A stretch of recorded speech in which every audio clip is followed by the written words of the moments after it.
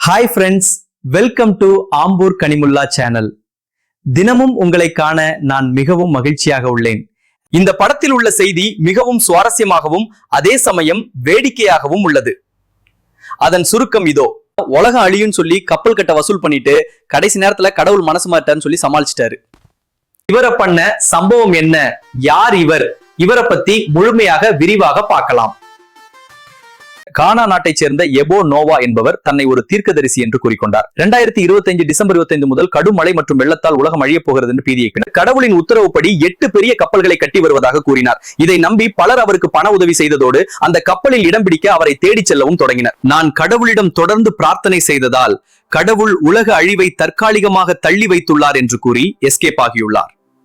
கடவுள் உலக அழிவை ஒத்தி வைத்துள்ளார். நாம் அதை எதிர்பார்க்கவில்லை, ஆனால் அது நடக்கும் என்று அவர் கூறியிருக்கிறார். இது ஒரு ரியல் லைஃப் கடி ஜோக் போல இருக்கு. இந்த மாதிரி இன்ட்ரெஸ்ட் வீடியோ பார்க்கணும்னா நம்ம சேனலை சப்ஸ்கிரைப் பண்ணி வச்சுக்கோங்க. நன்றி சொல்லி விடைபெறுகிறேன். எப்போதும் உன் மனதில் ஆம்பூர் கலிமுல்லா. மரணம் வரை தன்னை தாழ்த்திய கர்த்தரின் நாமத்தின் பெயரில் நன்மையின் வழி மேன்மை போற்றுவோம். கிறிஸ்துவ சொந்தங்கள் அனைவருக்கும் இனிய கிறிஸ்துமஸ் நல்வாழ்த்துகள்.